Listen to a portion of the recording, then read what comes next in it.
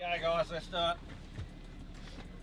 I'm Regan Bloomer, the coach of the Bidyadanga Emus, and we're at Derby at the moment. We've just taken the longest road trip in football, about 400 kilometres to come and play today.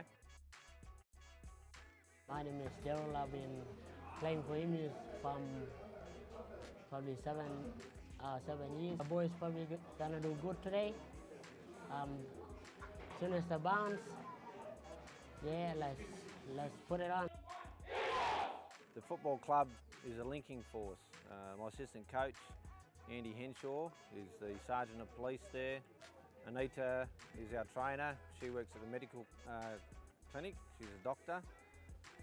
We have teaching staff that play in the team, and we have all the family groups represented.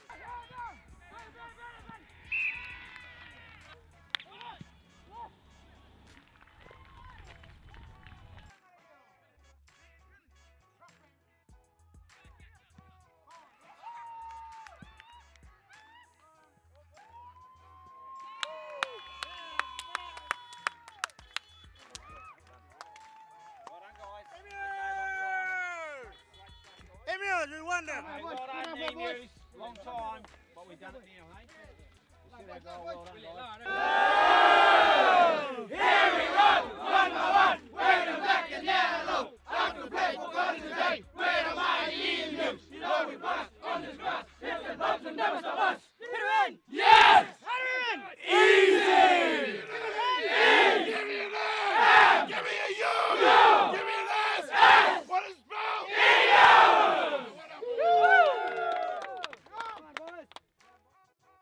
My family here is from the Kara Jarri clan. I've been back here now for 10 years and just trying to do whatever I can to help the boys at the horticulture nursery. The Gubinge goes back pretty far with us. I mean, the fruit itself it's got its nutritional values, very high in vitamin C and antioxidants and stuff like that. The fruit itself is eaten at a time when she's pretty well mature. We got some off the tree. The plantation was put in by the old people back in the days. There was a few nurseries around and they decided that it'd be good and great to bloody start growing Gubinge again. And as you know now today, Gubinge just sort of hit the market where it's got a good value to it for the fruit. So now they get people to pick the fruit and some people can make a bit of money off it. The fellas from TAFE come over and giving us a hand and growing tips and the best ways of growing them. And now we've got a few plantations around the community and I hope to see the Gubinge around for a fair long time, and I hope my grandchildren get to see it and get to eat the same food that I've eaten as a kid. So. Been sticking around. Yeah, see all the fruits make me happy. Yeah.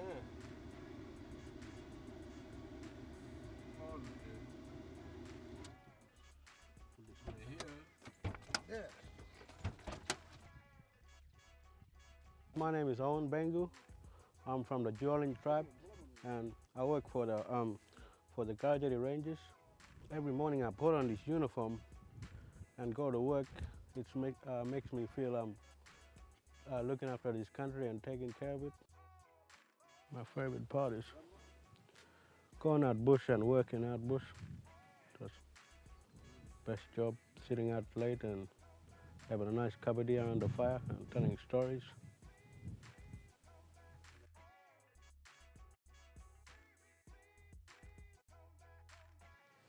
I'm sometimes very quiet and maybe a bit loud on the paper, you can see. I fell in love with Japanese art, especially the kimonos from a few movies.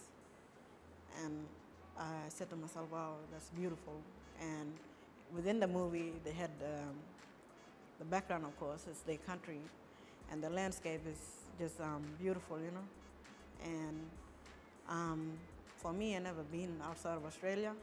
And to draw and to mix my culture with Japanese is something, for me, spiritually, I bring Japanese.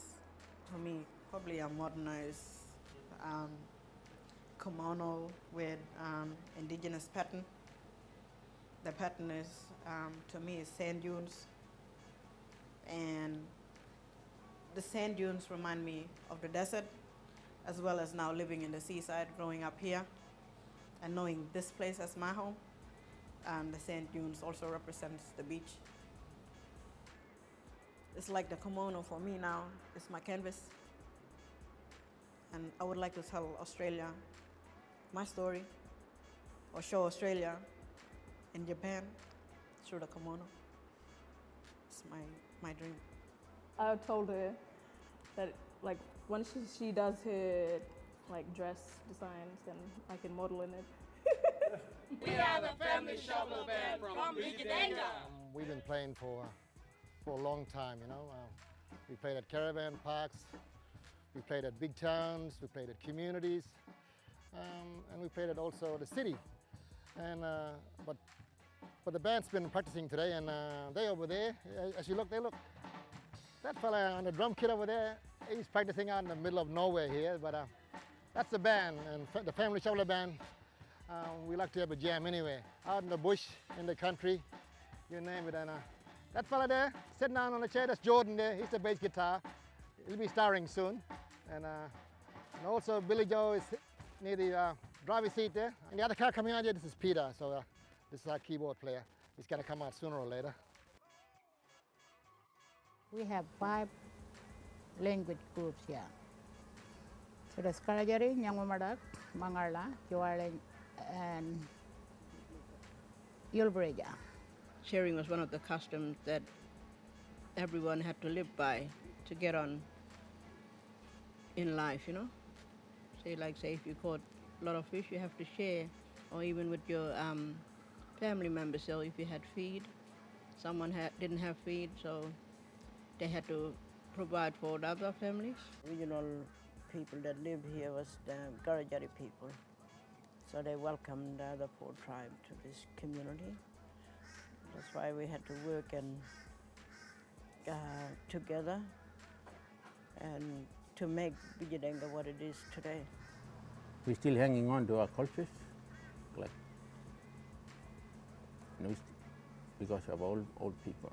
We feel so proud of being here because this is our home and always will be for us and the next generation. I am, you are, we all Bidyadanga mob.